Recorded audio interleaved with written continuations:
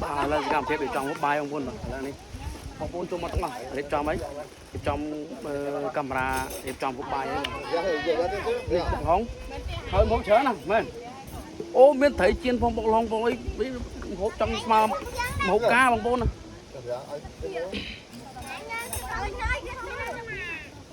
con ta ban du ăn vui theo mấy được không đấy thôi mai thôi mình đang đi chơi cạ máu rồi cạ chặt trổ mình cạ vui lặng cô đấy bạn bay nào đang đi thôi giờ sắp nè đây thì sao mà đây ăn chơi đặt chạm nó sỏ sắp nè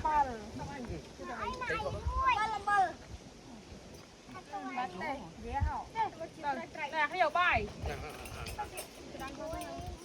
đây cha đu bài rồi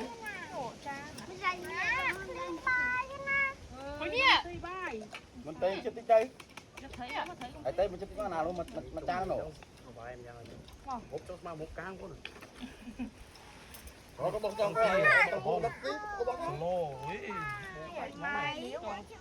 hê tôi trời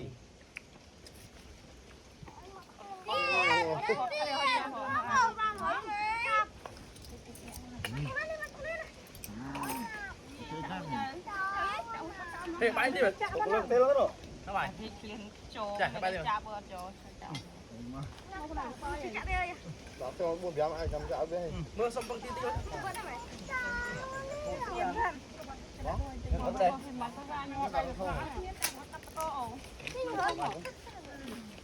Vật.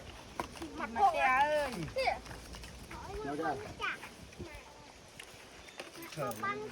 Bà là những bạn bài. Trùng heo nè.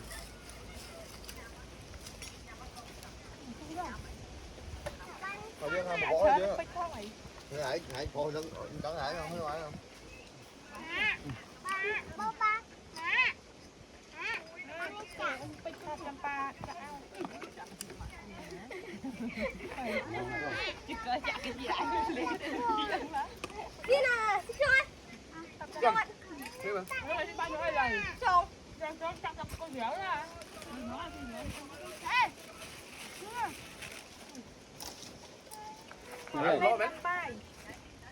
Ai nó tật không?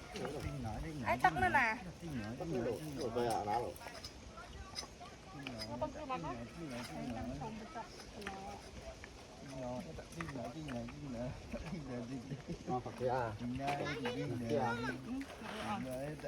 Vẫn có chấp này cơ hội đi. Cả trên lá nữa. Cái con đi ơi. Ao tật ơi, đi ơi. Tật miếng gì ba ơi. Trong ba buồn, nó trùng heo bên đây. Về cho anh chọt ra bằng cách phải ngó bạn đi. Trời ơi, yeah. Cô lấy Cái thứ ngó đi. Không đã được rồi. Ăn nốt, ai sẽ ăn nốt. Nó bắt đầu. Đấy. Đấy nó ăn nào đi bay phải. Thế mà trôi vào.